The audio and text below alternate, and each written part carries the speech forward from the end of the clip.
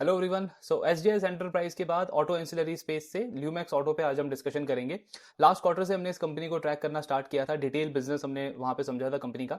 अभी इनका शॉर्ट में बिजनेस मॉडल समझेंगे, Q2 की परफॉर्मेंस डिस्कस करेंगे एंड यहाँ से आगे का कैसा आउटलुक लग रहा है ये सारी चीजें डिस्कस करेंगे। तो ल्यूमैक्स ऑटो 1970-80s में बिजनेस स्टार्ट हुआ था। डीके जैन ग्रुप की ये कंपनी है। स्टार्टिंग में ये कंपनी ऑटो कंपोनेंट्स की ट्रेडिंग करती थी, बट टू व्हीलर सेगमेंट में बाद में इन्होंने हेडलाइट्स वगैरह बनाना स्टार्ट किया। 2005-6 तक ये जो लाइट वाला सेगमेंट है यहीं से कंपनी का मेन रेवेन्यू आता था, लेकिन लास्ट 15-20 ईयर्स में अगर आप देखोगे तो काफी अच्छा इन्होंने स्केल अप किया है। अराउंड 12-13 से ज्यादा अलग अलग प्रोडक्ट वर्टिकल्स है कंपनी के आज के टाइम पे। तो एडवांस प्लास्टिक सबसे बड़ा डिवीजन है इनका, अराउंड 50% रेवेन्यू इसी डिवीजन से आता है। इसमें कंपनी क्या करती है, गाड़ियों के हाई क्वालिटी प्लास्टिक पार्ट्स बनाती है, जैसे इंटीरियर एक्सटीरियर में जो भी आपका प्लास्टिक पार्ट लगता है, बम्पर हो गया, मडगार्ड वगैरह हो गया, डैशबोर्ड वगैरह हो गया, ये सब कंपनी इसके अंदर बनाती है। फिर इनका दूसरा डिवीजन है स्ट्रक्चर्स एंड कंट्रोलर्स का। इसमें कंपनी क्या करती है, तो जो आपके मेटेलिक पार्ट्स होते हैं जैसे सीट का स्ट्रक्चर हो गया, फ्रेम वगैरह हो गया, डैशबोर्ड के पीछे जो आपका सपोर्टिव फ्रेम होता है वो ये कंपनी बनाती है। देन एक और इनका डिवीजन है मैकाट्रॉनिक्स। तो ये सबसे फास्टेस्ट ग्रोइंग सेगमेंट है इस कंपनी के लिए, क्योंकि पहले तो क्या होता था कि गाड़ियों में आपका सिर्फ मैकेनिकल पार्ट ज्यादा जाता था। आज के टाइम पे जो चीज 10-15 साल पहले हमने मोबाइल इंडस्ट्री में देखी थी ना, कि पूरी इंडस्ट्री स्मार्टफोन की तरफ जा रही है नॉर्मल मोबाइल से चेंज होकर के, वो आप आज के टाइम पे ये पैसेंजर व्हीकल इंडस्ट्री में देखोगे कि गाड़ी खरीदने का मेन पर्पस सिर्फ ये नहीं है कि मुझे कम्यूट करना है एक जगह से दूसरी जगह, उसमें और भी जो लेटेस्ट फीचर्स होते हैं, जो नई नई टेक्नोलॉजी है वो चाहिए कंज्यूमर्स को। तो उसके अकॉर्डिंग मतलब कंपनी इसमें ऐसे पार्ट्स बनाती है जिसमें मैकेनिकल फंक्शनिंग भी होती है और इलेक्ट्रॉनिक फंक्शनिंग भी होती है। जैसे एग्जांपल के लिए आप देखोगे वो जो पावर बटन विंडो स्विच होता है, मतलब विंडो को अप डाउन करने के लिए, वो ये कंपनी बनाती है। इग्निशन स्विच जो होता है आपका गाड़ी को स्टार्ट करते हो जब आप, तो वो ये कंपनी बनाती है। देन वो जो गाड़ी के रूफ पे एक एंटीना होता है जीपीएस वगैरह के लिए, उसके वो ये कंपनी बनाती है। सिमिलरली जो आपका एचवीएसी सिस्टम होता है, हीटिंग वेंटिलेशन एयर कंडीशनिंग, उसको कंट्रोल करने के लिए जो आपको एक्चुएटर्स चाहिए होते हैं, छोटे छोटे मोटर्स चाहिए होते हैं, वो ये कंपनी बनाती है। तो ये इनका मैकेट्रॉनिक वाला डिवीजन है। देन इसके अलावा कंपनी का एक और सेगमेंट है आफ्टर मार्केट का। आफ्टर मार्केट में कंपनी क्या करती है, रिपेयरिंग पार्ट्स वगैरह सेल करती है अपने डीलर डिस्ट्रीब्यूटर के चैनल से। तो जैसे ऑयल वगैरह हो गया, एयर टैंक हो गया, हॉर्न वगैरह हो गया, वाइपर्स हो गए, ये सारे पार्ट्स कंपनी उसमें सेल करती है। एक और इन्होंने सेगमेंट अभी कुछ टाइम पहले मतलब एक कंपनी को एक्वायर किया इन्होंने ग्रीन फ्यूल करके। तो पोस्ट कोविड आपकी इंडस्ट्री मतलब काफी तेजी से एक तरीके से ट्रांजिशन हो रहा है ईवी की तरफ, हाइब्रिड व्हीकल्स की तरफ। तो उसको देखते हुए इन्होंने इस कंपनी को एक्वायर किया। ये कंपनी क्या करती है, पेट्रोल डीजल की गाड़ियों को कन्वर्ट करने के लिए जो किट सॉल्यूशन चाहिए होते हैं एलएनजी वगैरह में, वो सारे किट सॉल्यूशन ये प्रोवाइड करते हैं। तो ये इनका कंप्लीट बिजनेस मॉडल है, मतलब इन सारे अलग अलग सेगमेंट से कंपनी को रेवेन्यू आता है। अब एक चीज तो हमने डिस्कस की कि लास्ट 15-20 ईयर्स में इन्होंने प्रोडक्ट सेगमेंट्स 12-13 से ज्यादा कर दिया, जहां पे पहले एक प्रोडक्ट सेगमेंट होता था। एक और चीज आप देखोगे कंपनी का, पहले जो इनका मैन्युफैक्चरिंग प्रोसेस होता था ना, मतलब वो काफी काफी नॉर्मल था। इनकी डिपेंडेंसी क्लाइंट के ऊपर ज्यादा होती थी। जैसे रिवर्स इंजीनियरिंग ये करते थे, बिल्ड टू प्रिंट ये मॉडल फॉलो करते थे। रिवर्स इंजीनियरिंग क्या हुआ, तो मतलब इनके क्लाइंट ने अगर कोई एक प्रोडक्ट का ऑर्डर दिया है इनको, तो कंपनी मार्केट में जो ऑलरेडी वो प्रोडक्ट अवेलेबल है उसके उसमें जो टेक्नोलॉजी यूज की गई है, उसमें जो टूल्स, उसमें जो रॉ मटेरियल यूज किया गया है, जहां से उसको सोर्सिंग किया गया है, वो सारा फॉर्मूला यूज करके फिर वो खुद का प्रोडक्ट क्रिएट करते थे। मतलब एक तरीके से कट कॉपी पेस्ट हो गया। बिल्ड टू प्रिंट मॉडल पे ये काम करते थे, यानी कि क्लाइंट इनको मैन्युफैक्चरिंग से लेकर के डिजाइनिंग से लेकर के एक एक पार्ट कहां से सोर्स करना है, ये सब इनको क्लाइंट बताता था। आज आप देखोगे तो कंपनी के पास में बहुत सारे प्रोडक्ट्स, बहुत सारे टेक्नोलॉजी के पेटेंट्स हैं, मतलब इनोवेशन बहुत ज्यादा किया इन्होंने लास्ट 15-20 ईयर्स में। तो वैल्यू चेन में आगे की तरफ ऑलरेडी ये कंपनी प्रोग्रेस कर चुकी है। इसके अलावा इन सारी चीजों से हुआ क्या है कंपनी को, लास्ट 5 ईयर्स में इनका जो कंटेंट पर व्हीकल है ना, चाहे 4 व्हीलर में हम देखें या 2 व्हीलर में देखें, दोनों में 5 टाइम की ग्रोथ है। ये मुझे क्या दिखा रहा है कि क्लाइंट की डिपेंडेंसी इनके ऊपर 5 टाइम इंक्रीज हुई है। पहले क्या था कि मैं क्लाइंट के ऊपर डिपेंडेंट था, मेरा मेरा जो वैल्यू था ओवरऑल मेरे मेरे बिजनेस के अंदर वो बहुत लो था। आज के टाइम पे ये सारे प्रोडक्ट सेगमेंट में एक्सपैंड करने की वजह से, मेरा मैन्युफैक्चरिंग प्रोसेस इतना इवॉल्व करने की वजह से मेरा कंटेंट पर व्हीकल भी इंक्रीज होता जा रहा है। तो ये पूरा ट्रैक रिकॉर्ड है इस कंपनी का। अब Q2 के इनके नंबर्स देखते हैं, किस क्वार्टर में नंबर्स इन्होंने ओवरऑल कैसे रिपोर्ट करे हैं। सो प्रोडक्ट वाइज जैसे हमने डिस्कस किया, advance plastic more than 50% revenue company का यहां से आता है। देन स्ट्रक्चर कंट्रोल आप देखोगे 18% यहां से आता है। मैकाट्रॉनिक का 6% है अभी, लेकिन इनके ऑर्डर बुक में काफी बड़ा कंट्रीब्यूशन है मैकाट्रॉनिक्स का, और ये वाला सेगमेंट बहुत हाई रेट पे ग्रो कर रहा है। देन आफ्टर मार्केट है और अल्टरनेट फ्यूल है। कस्टमर वाइज अगर हम देखें तो यहाँ पे M&M कंपनी का सबसे बड़ा कस्टमर है, 29% सिर्फ कंपनी का M&M से आता है। ये पहले नहीं था, लेकिन इन्होंने एक कंपनी को एक्वायर किया है IAC इंडिया। तो आईएसी इंडिया का ना एमएनएम टॉप कस्टमर था, उनका तो अराउंड 40-50% रेवेन्यू एमएनएम से आता था। तो उस एक्विजिशन के बाद एमएनएम का ओवरऑल रेवेन्यू में कंट्रीब्यूशन थोड़ा सा इंक्रीज हो गया। फिर इसके अलावा बजाज है, मारुति है, होंडा मोटर्स हैं, टाटा मोटर्स हैं, मतलब काफी अच्छा डाइवर्सिफाइड कस्टमर सेगमेंट है कंपनी का। देन सेगमेंट वाइज अगर हम रेवेन्यू देखें तो पैसकार यानी पैसेंजर व्हीकल, इससे सबसे ज्यादा रेवेन्यू आता है इनको, मोर देन 50%। इसके अलावा टू व्हीलर, थ्री व्हीलर हो गया, आफ्टर मार्केट है, कमर्शियल व्हीकल है, यहां से भी अच्छा खासा रेवेन्यू आता है कंपनी को। ऑर्डर बुक इनकी 1350 करोड़ की है, और इसका जो रेवेन्यू विजिबिलिटी है ना वो FY29 तक है। मतलब अभी सेकंड हाफ में तो सिर्फ इसमें से 7% कंपनी रेवेन्यू एग्जीक्यूट करेगी। जो बड़ा पार्ट है इसका लगभग 80-83% वो आपका FY27 और फिर FY28 में एग्जीक्यूट होगा। यानी ऑर्डर बुक की ऑर्डर बुक इतना अच्छा है कि रेवेन्यू विजिबिलिटी काफी अच्छी है कंपनी की। इसी के बेसिस पे जैसे हमने लास्ट क्वार्टर में डिस्कस किया था कि इन्होंने ये मिड टर्म प्लान अपना शेयर किया है कि अगले 5-6 साल तक हमारा जो टॉप लाइन है सबसे पहले वो 20% पे कंपाउंड होगा। यानी कि बाय द एंड ऑफ 2031 अगले 6 साल में 20% का कंपाउंडिंग ग्रोथ कंपनी टारगेट कर रही है टॉप लाइन के अंदर। आरओसी ऑलरेडी इनका 18-19% है, लेकिन मैनेजमेंट कह रहा है इसको हम 20% प्लस लेके जाएंगे, यानी कि इसकी ट्रेजेक्ट्री भी अपवर्ड रहेगी आने वाले सालों में। सबसे इंपॉर्टेंट है इनका मार्जिन वाला पार्ट। FY25 में अगर आप इस कंपनी के मार्जिन देखोगे ना तो 13% के आसपास है। हिस्टोरिकली तो उससे भी कम था, 9% थे, 8% था, फिर डबल डिजिट में पहुंची, अब मिड टीन की तरफ कंपनी धीरे धीरे पहुंच रही है। लेकिन आगे चल के कंपनी का टारगेट है 20% का इबिट्टा मार्जिन करना है। इसका एग्जैक्ट टाइमलाइन नहीं दिया इन्होंने कि 2030 में होगा, 32 में होगा, लेकिन ये इनका एक एस्पिरेशन है कि लॉन्ग टर्म में हमारा मॉडल इस तरीके का है कि 20% का मार्जिन हमको बनाना चाहिए। और अभी मिड टर्म का एक इन्होंने छोटा सा गाइडेंस दिया FY28 का कि अराउंड 16% का इबिट्टा मार्जिन हमारा होना चाहिए बाय FY28। तो मार्जिन पे काफी अच्छी ट्रेजेक्ट्री है। फिर फ्यूचर एंड क्लीन मोबिलिटी, पूरी इंडस्ट्री आपकी ईवी की तरफ ट्रांसफॉर्म हो रही है, हाइब्रिड व्हीकल्स की तरफ ट्रांसफॉर्म हो रही है, तो उसके लिए मतलब उस सेगमेंट से कंपनी 20% का रेवेन्यू टारगेट कर रही है। तो ये इनका 2020 करके प्लान है। इस क्वार्टर की परफॉर्मेंस एक और चीज इसमें अगर हम डिस्कस करें तो ये जो 20% का ग्रोथ ये टारगेट कर रहे हैं ना नेक्स्ट 5-6 ईयर्स के लिए, इसमें से 15% ग्रोथ इनका ऑर्गेनिक होगा। मतलब जो खुद आज इनके एग्जिस्टिंग बिजनेसेस है वहां से 15% की कंपाउंडिंग होगी। जो एक्स्ट्रा 5% का ग्रोथ है वो कंपनी इनऑर्गेनिक यानी एक्विजिशन वगैरह करके वहां से 5% का ग्रोथ एक्सपेक्ट कर रही है। इस क्वार्टर में 37% की रेवेन्यू ग्रोथ है कंपनी की, हाईएस्ट एवर क्वार्टरली रेवेन्यू इन्होंने रिपोर्ट करा है। प्लस एक और चीज है, ये जो ग्रीन फ्यूल वाली जो इनकी कंपनी इन्होंने एक्वायर करी है ये लास्ट ईयर नहीं था, तो इसको अगर मैं एक्सक्लूड भी कर दूं ना स्टिल 28% का ग्रोथ है कंपनी के टॉप लाइन में। यानी मेरा स्टैंड अलोन बिजनेस प्लस मेरे जितने भी सब्सिडरीज हैं सब में अच्छी ग्रोथ मुझे देखने को मिली है। मार्जिन कंपनी के ऑलमोस्ट 15% है, लास्ट क्वार्टर में 13% था, तो क्वार्टर ऑन क्वार्टर आपको दिखेगा बहुत बड़ा इंप्रूवमेंट है, लेकिन उसका एक रीजन है। हमने डिस्कस किया था पिछले क्वार्टर में ये कुछ नया पार्ट्स वगैरह लेकर के आए हैं जिसका नेगोशिएशन हो चुका था इनके क्लाइंट्स के साथ में, लेकिन वो एग्जीक्यूट नहीं हुआ, उसका एग्जीक्यूशन इस क्वार्टर में हुआ, तो रियलाइजेशन इस क्वार्टर में आया कंपनी को, इसीलिए मार्जिन हमको इंप्रूव होते हुए दिखे हैं। पूरे H1 में 14% के मार्जिन है कंपनी के। देन कैपेक्स का इनका पूरे साल का टारगेट है 200 से 220 करोड़ का। अभी फर्स्ट हाफ में 133 करोड़ ऑलरेडी कर दिया इन्होंने, यानी मोर देन 50% एग्जीक्यूशन हो चुका है। अब हमने SJS को डिस्कस किया था, तो उनका अगले 3 साल का कैपेक्स का टारगेट है 200, 220, 230 करोड़ का। ये कंपनी 1 साल में इतना कैपेक्स का प्लान कर रही है। इसमें 2 मेन डिफरेंस है। पहला क्या है, इनका अगर आप बेस देखोगे SJS के कंपैरिजन में तो बहुत बड़ा है, ऑलमोस्ट 7 टाइम का डिफरेंस है। दूसरा, ल्यूमैक्स का जो मॉडल है ना ये कैपेक्स हैवी मॉडल है, मतलब कंपनी को कैपेक्स ज्यादा करना पड़ता है, इन्वेस्टमेंट ज्यादा करना पड़ता है।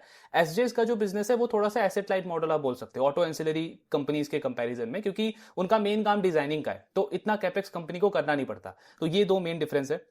देन प्रॉफिट अगर हम देखें तो इसमें 50% की ग्रोथ है कंपनी की, एंड ओवरऑल काफी अच्छे नंबर्स आए हैं। मतलब अगर आप बैलेंस शीट भी देखोगे वो भी काफी अच्छी पोजीशन में, प्लस कैश फ्लो कंपनी का वाई लेवल पे ऑलमोस्ट डबल हो गया, या डबल से भी ज्यादा हुआ है। तो हर एक मैट्रिक पे काफी अच्छे नंबर्स इन्होंने रिपोर्ट करे हैं। अब इनका कॉन कॉल डिस्कस करते हैं कि मैनेजमेंट ने आगे की क्या कमेंट्री दी है। तो सबसे पहले तो इन्होंने भी गाइडेंस को इंक्रीज किया है, और ये ट्रेंड आप मोस्टली हर एक ऑटो एंसिलरी कंपनीज में देखोगे, या तो वो अपने रेवेन्यू गाइडेंस को बढ़ा रहे हैं, या फिर वो ऑर्डर बुक को लेकर के बहुत बुलिश हैं, या फिर कंपनी कैपेक्स को इंक्रीज कर रही है तो वो भी इनडायरेक्टली आपको बता रहा है कि डिमांड को लेकर के वो काफी बुलिश है। तो ये सारी चीजें आपको क्या दिखा रही हैं कि ये जो पूरा स्पेस है, पूरा सेक्टर है, इनमें टेलविंड सभी जस्ट स्टार्ट हुई है। अगला 2 साल 3 साल ये सारी मैनेजमेंट जो है वो ग्रोथ को, डिमांड को लेकर के काफी ज्यादा बुलिश है। तो गाइडेंस इन्होंने अब कितना कर दिया है, 20% से 25% का इस साल का ग्रोथ गाइडेंस है। बीच में एक इंटरव्यू में इनकी मैनेजमेंट ने 25 से 30% का भी गाइडेंस दिया, यानी कि चांसेस हैं कि मोर देन 25% का ग्रोथ कंपनी फुल ईयर पे रिपोर्ट कर सकती है।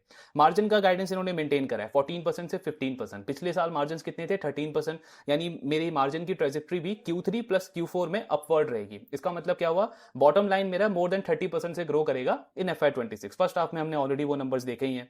देन लास्ट क्वार्टर में हमने डिस्कस किया था ये कंपनी दो चीजें प्लान कर रही है। पहला तो बैंगलोर के अंदर ना ये एक टेक्नोलॉजी सेंटर ओपन करने को देख रहे हैं, और दूसरा चाइना में कंपनी एक अपना रिसोर्स सेंटर ओपन करने को देख रही है।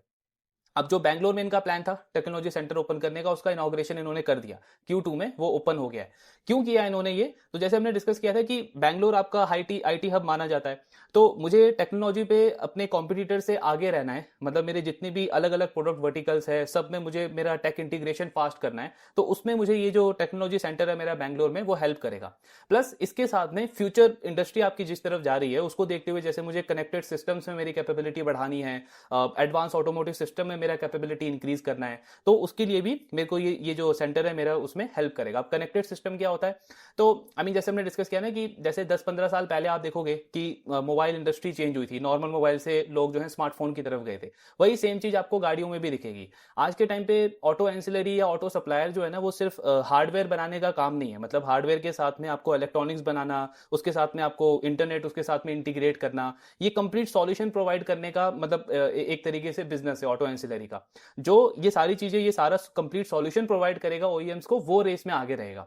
तो उसी को देखते हुए कंपनी ने ये सेंटर ओपन करा है। अब यहाँ पे कनेक्टेड सिस्टम में क्या होगा कि आपकी जितनी भी गाड़ी के पार्ट्स है ना वो एक दूसरे से कनेक्टेड होंगे, यानी कि कल को मैं एक मोबाइल ऐप से गाड़ी को लॉक अनलॉक कर सकता हूँ। मेरी गाड़ी की हेल्थ कैसी है, बैटरी की हेल्थ कैसी है, हेडलाइट्स की हेल्थ कैसी है, ये मैं मोबाइल ऐप पे चेक कर सकता हूँ। मेरी सर्विस ड्यू है, कब ड्यू है, वो जो ऐप है वो मुझे उस पर नोटिफाई करेगा। तो ये सारी चीजें वो कब होगा? अगर हर एक पार्ट मेरा कनेक्टेड रहेगा। तो वो कनेक्टेड सिस्टम कंपनी मतलब अपनी कैपेबिलिटी इंप्रूव करेगी ये बैंगलोर वाले टेक्नोलॉजी सेंटर से। फिर आपका इसी में आता है एडवांस ऑटोमोटिव सॉल्यूशंस, यानी कि और हाई टेक पार्ट्स जिसमें आपके मार्जिन्स भी बेटर होंगे, क्योंकि वही हो गया ना कि आपको इलेक्ट्रॉनिक चीजें इसमें ज्यादा डालनी है, ऑटोमेशन ज्यादा ऐड करना है। मतलब अगर लाइट्स हैं तो स्मार्ट लाइट्स होनी चाहिए कि सिचुएशन के अकॉर्डिंग वो एडजस्ट कर रही है, कब लाइट ज्यादा करनी है, कब लाइट ज्यादा कम करनी है। जैसे आपका वो आता है एडवांस्ड ड्राइविंग असिस्टेंस सिस्टम, यानी कि मतलब ड्राइवर के बिहेवियर को देख करके जो पार्ट्स हैं वो ऑटोमेटिकली एडजस्ट हो रहे हैं। अगर सामने से गाड़ी आ रही है तो हाई बीम ऑटोमेटिकली लो हो जाती है। अगर मैं स्टीयरिंग लेफ्ट या राइट की तरफ टर्न कर रहा हूं तो जो आपका लाइट है, मतलब जो हेडलाइट है, वो आपका ऑटोमेटिकली उस डायरेक्शन में टर्न करना चाहिए। सिमिलरली इसी में आता है आपका ड्राइवर मॉनिटरिंग सिस्टम। ये कमर्शियल व्हीकल में यूज होता है कि ड्राइवर का बिहेवियर कैसा है, सीट बेल्ट अच्छे से लगाई है। ये सारे ऑटोमेशन पार्ट्स वगैरह बनाने को देख रही है कंपनी इस बैंगलोर वाले टेक्नोलॉजी सेंटर से। फिर जो चाइना में ये रिसोर्स सेंटर ओपन करने को देख रहे हैं, अभी किया नहीं है, वो आई थिंक जनवरी में इन्होंने बोला है वो कंपनी स्टार्ट करेगी। तो उसका क्या पर्पज है? पहला पर्पज तो ये कि चाइना आपका मैन्युफैक्चरिंग के लिए, इलेक्ट्रॉनिक्स के लिए, ऑटो कंपोनेंट्स के लिए हब माना जाता है ग्लोबली। तो अगर मेरा वहां पे रिसोर्स सेंटर रहेगा ना, तो जो भी नया इनोवेशन हो रहा है इंडस्ट्री में या फिर कोई भी नई टेक्नोलॉजी आ रही है तो मेरा उस पर सबसे फास्ट एक्सेस रहेगा, यानी कॉम्पिटिटर से मैं आगे रहूंगा, मेरा डायरेक्ट एक्सेस आ जाएगा उस पर। वो पूरा प्रोडक्ट डेवलपमेंट मेरे लिए काफी फास्ट होगा, तो मतलब ओईएम से ज्यादा कॉन्ट्रैक्ट में वहां पे ले सकता हूं। दूसरा एक और हेल्प क्या होगा इनको, जो इनके एग्जिस्टिंग प्रोडक्ट्स में जो रॉ मटेरियल यूज होता है, जो चाइना से कंपनी इंपोर्ट करती है, उसमें भी कंपनी को एक एज मिलेगा। मतलब आपका जो सप्लाई चेन है वो काफी स्मूथ हो जाएगा। बीच बीच में हम देखते हैं कुछ प्रॉब्लम होता रहता है चाइना के साथ में, तो रॉ मटेरियल की अवेलेबिलिटी पे काफी ज्यादा चैलेंज आ जाता है। तो उस चैलेंज को भी कंपनी एक तरीके से रिजॉल्व कर देगी। तो ये ऑफिस कंपनी का जनवरी में स्टार्ट होगा। कुल मिला के मेन पर्पज क्या है, चाहे आपका B2B बिजनेस हो या B2C बिजनेस हो, कि क्लाइंट की डिपेंडेंसी मेरे ऊपर बढ़नी चाहिए। क्लाइंट मेरे साथ में सेफ फील करना चाहिए कि उसके जो भी नए मॉडल्स आ रहे हैं, इनके बिजनेस के पार्लेंस में बात करें, कि उनके जो भी नए मॉडल्स आ रहे हैं उनमें किसी भी तरीके का कोई भी कंपोनेंट को लेकर के, रॉ मटेरियल को लेकर के कोई भी चैलेंज नहीं होगा। तो उस माइंडसेट से कंपनी वहां पे ये ऑफिस सेटअप करने को देख रही है। फिर सेगमेंट वाइज इनका ग्रोथ देखें तो एडवांस प्लास्टिक वाला बिजनेस फर्स्ट हाफ में 25% से ग्रो किया है कंपनी का, बहुत अच्छी ग्रोथ है। प्लस कंपनी कह रही है जो ओईएम्स हैं, जो हमारे क्लाइंट्स हैं ना, उनका विजन हमारे इस प्रोडक्ट के साथ में बिल्कुल मैच कर रहा है। आज के टाइम पे ओईएम्स को आज के टाइम पे क्या चाहिए कि लाइट वेट होना चाहिए व्हीकल का। तो जितने भी कंपनी प्लास्टिक पार्ट्स बनाती है वो सब लाइट वेट होता है। जैसे वो बेलराइज का हमने डिस्कस किया ना, हाई टेंसाइल स्टील कंपनी बनाती है, स्टील की स्ट्रेंथ डबल होती है नॉर्मल स्टील के कंपेरिजन में, बट उसकी जो थिकनेस है, जो वेट है, वो 50% कम होता है। सेम उसी तरीके के पार्ट्स कंपनी बनाती है। फ्यूल एफिशिएंसी चाहिए ओईएम्स को, तो अगर लाइट वेट गाड़ी होगी तो फ्यूल एफिशिएंसी बेटर होगी। फिर आपका जो डिजाइन है वो काफी अच्छा होना चाहिए, तो कंपनी उसी तरीके के पार्ट्स बनाती है जो मतलब स्ट्रेंथ भी हो, ड्यूरेबिलिटी भी हो उसकी, प्लस डिजाइन वाइज भी वो अच्छा हो, ताकि इनके जो क्लाइंट्स हैं वो कस्टमर से, कंज्यूमर से प्रीमियम चार्ज कर पाए। तो इसमें डिमांड भी काफी अच्छी है। ऑर्डर बुक इसका 680 करोड़ का है, एंड मैनेजमेंट कह रहा है कि नेक्स्ट 2-3 ईयर्स तक इसमें बहुत अच्छी ग्रोथ विजिबिलिटी हमको दिखती है। फिर मैकाट्रॉनिक आपका बिजनेस, उसमें तो 165% की ग्रोथ है कंपनी की, एंड इसका भी ऑर्डर बुक आपका 360 करोड़ का है। स्ट्रक्चर और कंट्रोल का जो बिजनेस है उसमें ग्रोथ कम है, 13% है, लेकिन मैनेजमेंट कह रहा है कि ये बिजनेस ना थोड़ा सा स्टेबल बिजनेस है हमारे लिए, ये एक सिनर्जी क्रिएट करता है, क्योंकि ओईएम्स को क्या चाहिए कि एक ही सप्लायर से वो ज्यादा से ज्यादा कंपोनेंट उनसे उनसे ले, रादर देन कि अलग अलग सप्लायर के पास में जाए। तो ये वाला जो सेगमेंट है ना, ये एक अच्छी सिनर्जी क्रिएट करके देता है, हाई ग्रोथ वाला नहीं है लेकिन एक स्टेबल बिजनेस है कंपनी के लिए। फिर आफ्टर मार्केट में अच्छी ग्रोथ है 15% की, और ग्रीन फ्यूल जो इन्होंने एक्विजिशन किया है उससे भी 170 करोड़ का रेवेन्यू आया कंपनी का फर्स्ट हाफ के अंदर। देन स्ट्रेटेजिकली कंपनी फोकस कर रही है आज के टाइम पे आफ्टर मार्केट के डिवीजन में, जैसे हमने लास्ट क्वार्टर में डिस्कस किया था।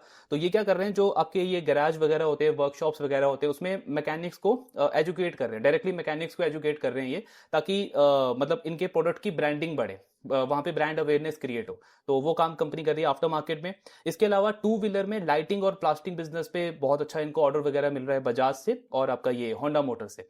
देन जो कंपनी का ये स्ट्रक्चर कंट्रोल वाला बिजनेस है, उसमें बहुत अच्छे ऑर्डर्स मिल रहे हैं कंपनी को। तो ये 3-4 सेगमेंट पे कंपनी का फोकस है। देन इनका आईएससी वाला बिजनेस अगर हम देखें ना, उसमें फर्स्ट हाफ में 40% की ग्रोथ देखने को मिली है, आईएससी जो बिजनेस इन्होंने एक्वायर किया था। लेकिन फुल ईयर में कंपनी उसमें 20% का ही ग्रोथ गाइडेंस दे रहा है। तो उसका रीजन ये है, फर्स्ट हाफ में इनका कहना है हमारे जो कुछ ओईएम क्लाइंट्स थे उन्होंने काफी सारे नए मॉडल्स लॉन्च करे हैं, तो इसी वजह से इसका ग्रोथ हाई रहा है। सेकंड हाफ में मतलब ऐसे एबनॉर्मल ऑर्डर्स नहीं है उसके पास में, तो ग्रोथ थोड़ी नॉर्मल हो जाएगी। प्लस लास्ट ईयर के सेकंड हाफ में उस बिजनेस में टूलिंग रेवेन्यू भी आया था, तो इस वजह से हाई बेस होने की वजह से ग्रोथ थोड़ा सा लो हो जाएगा, लेकिन फुल ईयर में 20% की ग्रोथ रहेगी। फिर आईएससी बिजनेस में जैसे हमने अभी देखा, एमएनएम की डिपेंडेंसी ज्यादा है। तो एक तो लास्ट क्वार्टर से वो कम हुआ है, पिछले क्वार्टर में एमएनएम से आई थिंक इनको 31-32% रेवेन्यू आया था, इस क्वार्टर में वो 29% हो गया। तो कंपनी कह रही है वो एमएनएम का अगर आप पैसेंजर व्हीकल का डिवीजन देखोगे ना, तो क्वार्टर ऑन क्वार्टर 2% का डिक्लाइन है उसमें, तो एमएनएम का ओवरऑल बिजनेस ही डी ग्रो हुआ है। हमारे साथ में आईएससी के बिजनेस में तो 5-7% की ग्रोथ आई है उसमें क्वार्टर ऑन क्वार्टर लेवल पे। लेकिन कंपनी कह रही है वो एमएनएम के थ्रू हम ग्रो करते रहेंगे, बट इसके अलावा जैसे मारुति हो गया, उससे कंपनी को कंफर्म्ड ऑर्डर्स मिले हैं, तो आने वाले टाइम में जितने भी नए मॉडल्स आ रहे हैं मारुति के, उसके लिए इनको ऑर्डर मिला है। प्लस मारुति ने और भी इनको कॉन्ट्रैक्ट दिया है कि जो और मॉडल्स कंपनी लॉन्च करेगी उसके लिए भी अलग अलग कंपोनेंट इनसे वो परचेज करेंगे, यानी मारुति का शेयर बढ़ेगा। इसके अलावा कंपनी का टाटा मोटर के साथ में, होंडा मोटर के साथ में भी डिस्कशन चल रहा है, मतलब उस वाले बिजनेस को भी कंपनी डाइवर्सिफाई करने को देख रही है, सिर्फ एमएनएम पे जो डिपेंडेंसी ज्यादा है उसको वो कम करने को देख रहे हैं। देन कंपनी का जो ग्रीन फ्यूल का बिजनेस है, इसमें भी क्यू ऑन क्यू रेवेन्यू थोड़ा सा डिप हुआ है इनका, 95 करोड़ से 75 करोड़ हुआ है। तो कंपनी का कहना है कि ये सीजनैलिटी है, लास्ट क्वार्टर और फोर्थ क्वार्टर जो है इस बिजनेस का अच्छा रहता है, क्योंकि ग्रीन फ्यूल में स्कूल बसेस को ये सेफ्टी प्रोडक्ट्स भी प्रोवाइड करते हैं, जैसे गैस वगैरह लीक ना हो, या फिर अगर एक्सीडेंट हो गया या इंजन सडनली बंद हो गया तो गैस की सप्लाई रुक जाए, उसके रिलेटेड कंपनी सेफ्टी प्रोडक्ट्स वहां पे सप्लाई करती है स्कूल बसेस को। अब स्कूल बसेस की सेल आपकी फर्स्ट क्वार्टर और फोर्थ क्वार्टर में अच्छी होती है, तो इसलिए कंपनी कह रही है कि क्यू ऑन क्यू अगर आप कंपेयर करोगे तो थोड़ा सा नंबर खराब दिखेगा, लेकिन फुल ईयर में वो बिजनेस भी हमारे लिए 15-17% से ग्रो करेगा। प्लस ग्रीन फ्यूल वाले बिजनेस के अंदर कंपनी लोकलाइजेशन भी कर रही है, जो उसमें स्पेशलाइज ट्यूब्स और फिटिंग वगैरह चाहिए होता है ग्रीन फ्यूल में, जैसे एसजीएस कर रहा है लोकलाइजेशन, आपका ऑटोमोटिव डिस्प्ले बना करके एक कंपनी के साथ में उन्होंने एमओयू किया है, ये कंपनी भी उस पर फोकस कर रही है। तो अभी तो सिर्फ 20 करोड़ का उससे एनुअल रेवेन्यू आएगा, क्योंकि अभी जस्ट उन्होंने स्टार्ट किया है, लेकिन नेक्स्ट 3-5 ईयर्स में कंपनी इसमें भी अच्छा स्केल अप एक्सपेक्ट कर रही है। बाकी जो इनका मैकाट्रॉनिक का बिजनेस है उसका ग्रोथ गाइडेंस काफी अच्छा दिया इन्होंने, तो इस साल के लिए वो कह रहे हैं कि 260 करोड़ का रेवेन्यू आएगा हमारा मैकाट्रॉनिक के बिजनेस से FY26 में, बट FY2030 तक कंपनी इसमें अराउंड 1000 करोड़ का रेवेन्यू एक्सपेक्ट कर रही है, यानी नियरली 4 टाइम का ग्रोथ ही इनका एक्सपेक्ट कर रहे हैं मैकाट्रॉनिक में। प्लस ये आपका हाई मार्जिन वाला बिजनेस भी है, तो ये मतलब आपके मार्जिन को भी इंप्रूव करेगा और ग्रोथ का आउटलुक भी इसमें काफी अच्छा है। बाकी लास्ट अगर हम डिस्कस करें तो जो आपका वो रेयर अर्थ मैग्नेट का जो क्राइसिस चल रहा है, इनका कहना है कि उससे हमारे बिजनेस पे कोई इंपैक्ट नहीं है, क्योंकि जितने भी हम कंपोनेंट्स, प्रोडक्ट्स, पार्ट्स वगैरह बनाते हैं वो सब पावर ट्रेन एग्नोस्टिक है, मतलब चाहे ईवी गाड़ी हो, पेट्रोल गाड़ी हो, डीजल गाड़ी हो, सब में वो पार्ट्स, कंपोनेंट्स वगैरह लगते हैं, तो हमारे बिजनेस पे उसका एज सच कोई रिस्क अभी नहीं है। सो ये ओवरऑल डिस्कशन था ल्यूमैक्स ऑटो पे। नंबर्स काफी अच्छे हैं, ऑर्डर बुक की पाइपलाइन काफी अच्छी है, हर एक सेगमेंट में अगर हम देखें तो कंपनी नए प्रोडक्ट लॉन्च कर रही है, एग्जिस्टिंग क्लाइंट से नए ऑर्डर्स भी आ रहा है, डिपेंडेंसी भी कंपनी कम कर रही है, एंड ओवरऑल कैपेक्स भी ऑन ट्रैक चल रहा है कंपनी का। अब इनका वैल्यूएशन वाला पार्ट देखोगे ना, तो सेम वो एसजीएस वाला केस है जो हमने डिस्कस किया था, कि मैं मतलब पी री रेटिंग के पॉइंट ऑफ व्यू से या वैल्यूएशन री रेटिंग के पॉइंट ऑफ व्यू से इन बिजनेसेस पे बैट नहीं कर सकता, क्योंकि वो ऑलरेडी 6-7 महीने में हो चुका है। हालांकि इनका अगर आप करंट पी देखोगे तो आपको 48-50 के आसपास दिखेगा, बट फॉरवर्ड पी इस स्टॉक का भी 33, 35, 36 के रेंज में है, क्योंकि एक तो उन्होंने ग्रोथ गाइडेंस बढ़ा दिया, 25 से 30% का ग्रोथ गाइडेंस कर दिया, प्लस मार्जिन पूरे साल में आपका 14-15% होगा, पिछले साल था 13%, यानी अर्निंग ग्रोथ आपकी बहुत आराम से मोर देन 30% की होगी, अराउंड 35-40% की आएगी इन FY26। तो पूरे साल का जो पैट है वो आपका लगभग 310-320 करोड़ के आसपास बनता है, यानी फॉरवर्ड पी आपका 33 से 36-37 का है। तो चाहे आप SGS को देखो या ये ल्यूमैक्स ऑटो को देखो, स्टॉक जरूर आपको दिखेगा 6-7 महीने में बढ़ गया है बहुत ज्यादा, लेकिन मतलब वैल्यूएशन ऐसा नहीं है कि बहुत ओवर वैल्यूड ये स्टॉक है। तो मेरा माइंडसेट इसमें वैल्यूएशन री रेटिंग का नहीं होना चाहिए नियर टर्म में, मेरा माइंडसेट इसमें होना चाहिए कि मुझे ये पूरा ऑटो साइकिल प्ले करना है, जो अगला 2 साल 3 साल लग रहा है कि इंडस्ट्री अच्छा करेगी, ऑफकोर्स उसको ट्रैक तो करना ही है हर एक क्वार्टर में, लेकिन ये जो 2-3 प्लेयर्स हैं ये इसमें टॉप कैटेगरी के हैं। सारे फंडामेंटल मैट्रिक्स आप देखो बहुत स्ट्रांग लगते हैं। इस कंपनी का तो ग्रोथ गाइडेंस भी है 20-25% का, प्लस इबिट्टा मार्जिन जो कि इनके अर्निंग ग्रोथ को 30-40% तक लेके जा सकता है ग्रोथ को आने वाले सालों में, वो उससे भी बड़ा ट्रिगर है। तो ये ओवरऑल डिस्कशन था। बाकी ऑफकोर्स अपना रिस्क रिवॉर्ड देख के अपने अंडरस्टैंडिंग के अकॉर्डिंग हमको डिसीजन लेना है। ट्रैकिंग इसका कंटिन्यू रखेंगे। आपके जो भी डाउट्स हैं शेयर करते रहिए। Thank you very much.